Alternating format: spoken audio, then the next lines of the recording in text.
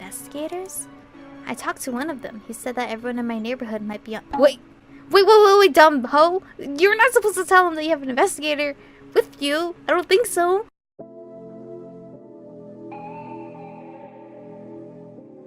We're born in the moonlight. Ain't no fantasy. Can't breathe in the sunlight. Hello beautifuls, this is Aromie here, and welcome back to Dark Nights. We are here in Kurato's route, where he's gonna be staying in our house because he's our protector, I guess. I take Kurato around my house and show him where the important rooms, sorry, not important things, like the kitchen and bathroom are. We finally stop in the guest room, which is right next to my room. After that, he thanks me politely and I leave him alone. It has been a long time since someone has stayed at my place. I do not know how long he will be here, but it should not be a problem. No one really checks up on me, and I would not mind some company at home. My first impression of him was terrible, but that may change. I'm curious what he's got up his sleeve. Before I go to sleep, I take a quick shower. With a large towel wrapped around my body, I look at myself in the mirror. Yukiya has always teased me that I should interact more often with people, but I always seem to attract creeps.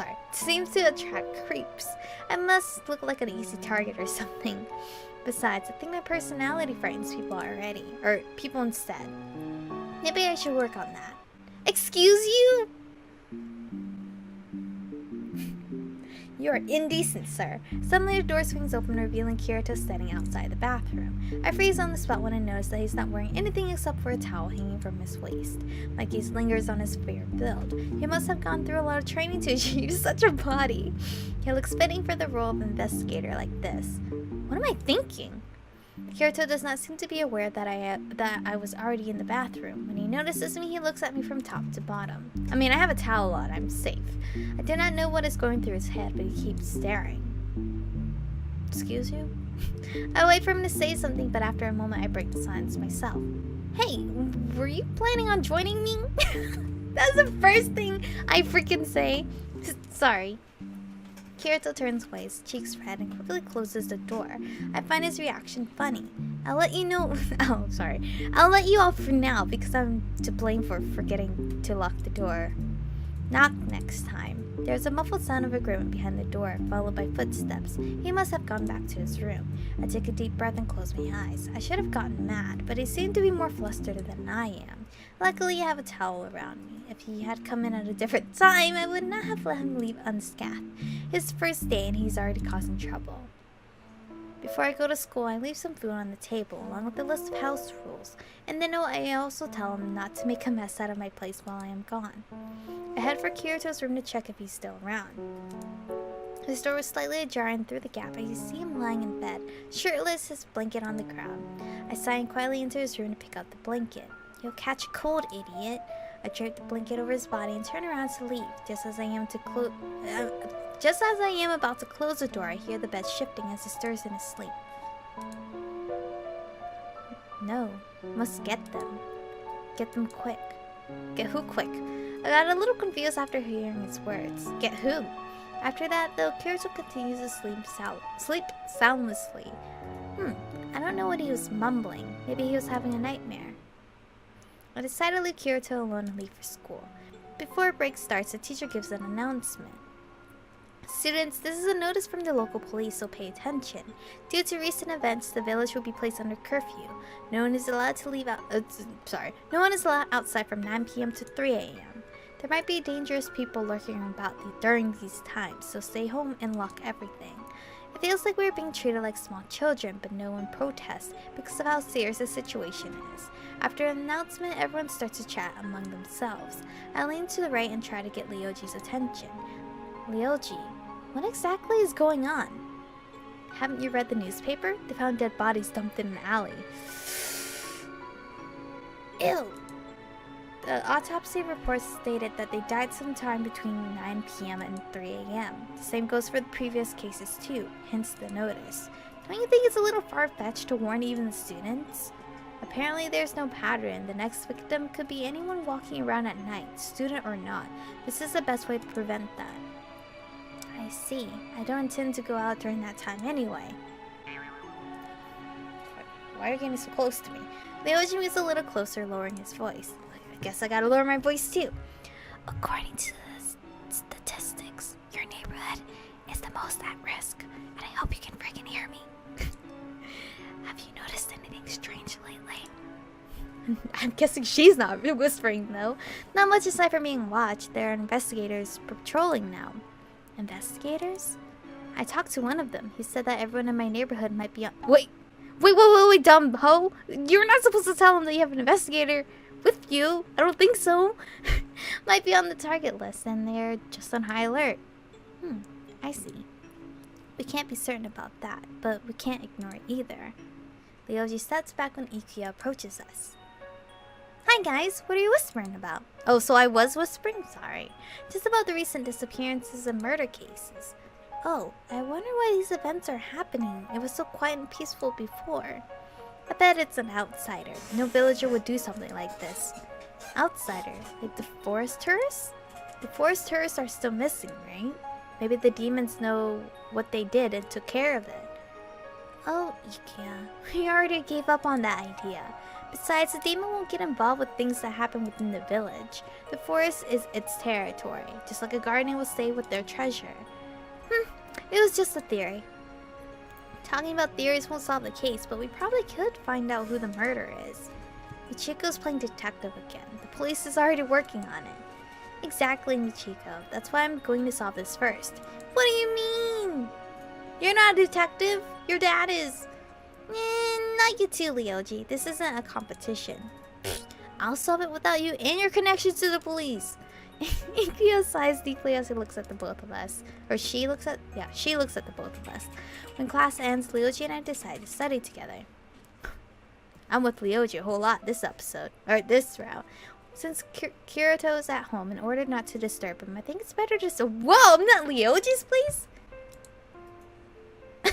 I didn't expect this. Come in and make yourself comfortable. Should I? Your place is smaller than I remembered. Lioji chuckles at my comment and cleans up the table. It's been a while since you came over. You were a lot shorter back then. While I take a seat, he heads off to the kitchen. He must be getting snacks. I dump my books on the table. After looking through them, I realize I have a lot of homework today. Mostly from history class. I don't mind. Answer's always in the book. Like, you just have to read and then bam, answer. I guess Kurato has to wait a little longer for dinner. Wait, he isn't a child. He can take care of himself. I need to stop worrying about him. Let's see, I'll start with history. If there's any subject I'm bad at, it would be this one. For once, we're learning about something interesting. This chapter is about village legends. Luckily, I'm with Lioji today. He is more knowledgeable about this. You got trouble with history again. Lioji returns to the room carrying a tray. On it are cups of tea and a plate of treats, which he sets down in front of me. He takes a seat beside me and looks over at my textbook. Mr. Blanquet gave some hints to the answers during his lecture yesterday. Alright, you were asleep. Fine, I'll help you with homework. The first section is related to our school. If I remember right, there was an incident. I've also heard rumors floating around about a ghost. The story of the school ghost has many variations, but I'll tell you the true story it's based on. I found it in the police archives. Several decades ago, a boy was tortured and later murdered by his classmates in school. Only his legs were at the scene of the crime. They couldn't find the rest of him. The only suspects were children, and none of them were definitely linked to the murder, so the case was never solved. Oh, I'm shocked that children could do such a thing. What would have driven them so mad to kill their classmate? It remains a mystery to this day. It's too late to dig into it now. The culprits probably died of old age. Man, I hope they died from regret or guilt. Anyway, they say the ghost of the victim wanders to school late at night. Because he has no legs, he basically crawls on the ground. So when you hear shuffling sounds, he is nearby, or so the rumor goes. Is he an evil spirit that remains in the school for revenge? Probably. Nobody has seen him up close, but there are people who claim to have seen strange things through the windows from outside. Ew, can you imagine him crawling, like, into or out of the window? Preferably out? Like, ew, get out. The shuffling sound is hard to identify too. It could have easily been something else. That sounds interesting. I suddenly have the urge to explore the school at night. Did you think you're the only one who got that idea? I told you, nobody has encountered him. Maybe if I'm lucky, I'll get to see him.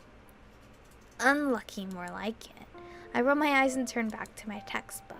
There is a photo on the page. Written in small text under the photo is, "In memory of Class 1E."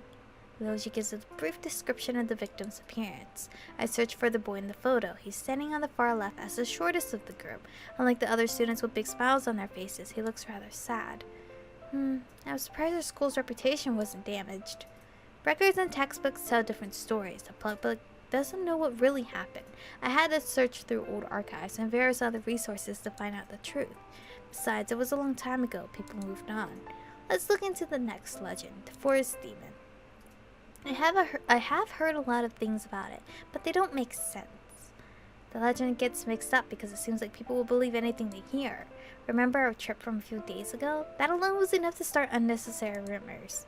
The villagers thought we were crazy to visit the forest after the missing tourist incident. Our teachers think it's nonsense. I'm not sure what to believe.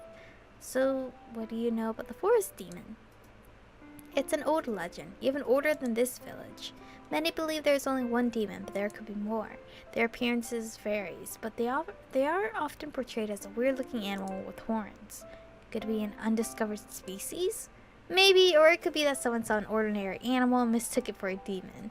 You can't really disprove something like that, and the description is vague enough that it could look like almost anything. The legend says they're evil, devouring every person who enters the forest. The devouring part is not meant to be taken literally. The demon would take something from you, probably your soul. In order to appease the demon and prevent disaster, the villagers built a temple deep within the forest.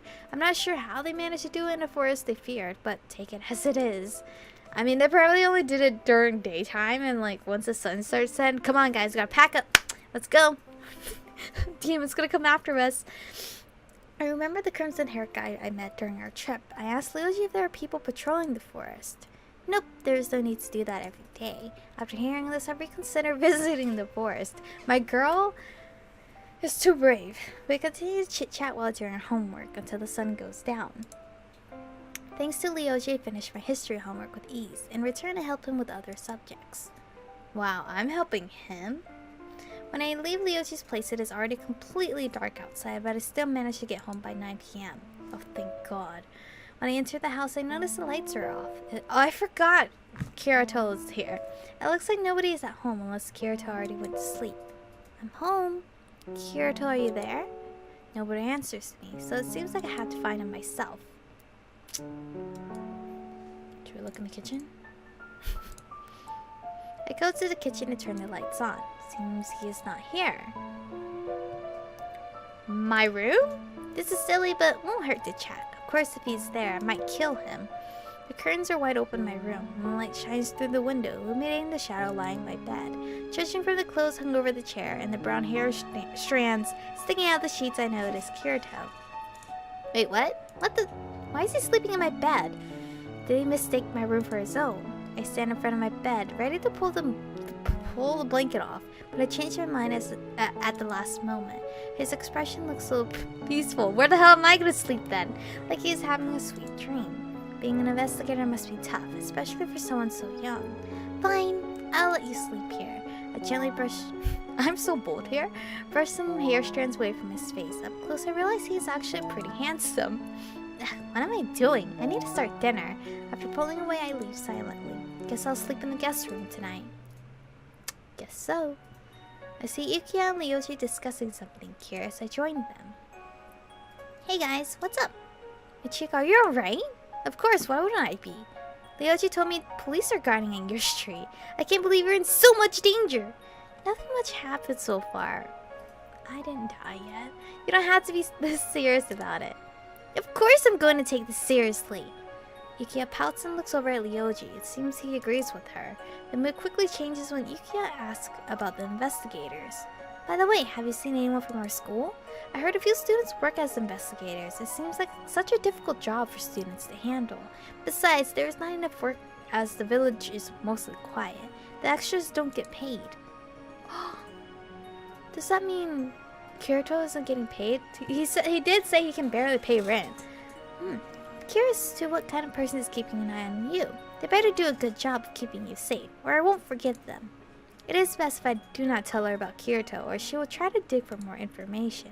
It might give her the wrong impression if she finds out that my guard is staying in my place. I will bury my face out of embarrassment. I haven't seen any of the investigators as far as I know. Most guards don't reveal themselves, and it makes the residents restless. The idea is to set a trap. People should act normally. Lioji's smart. It's likely that students from the elite class took the job. It's not something to be bragging about, and they know a lot about keeping their identities hidden. No one has ever seen or spoken to the elite students. Not even our teacher knows a lot about them, so I can understand why they would be chosen for the job. They're just abusing their privilege to skip classes. They're probably too busy investigating to even care about school. I know, right? What about your brother, Ikuya? He isn't an investigator as far as I know. He just studies at home. You should drag your brother to school sometime. It's been so long, I've forgotten his face. I've tried many times, but he can be so stubborn.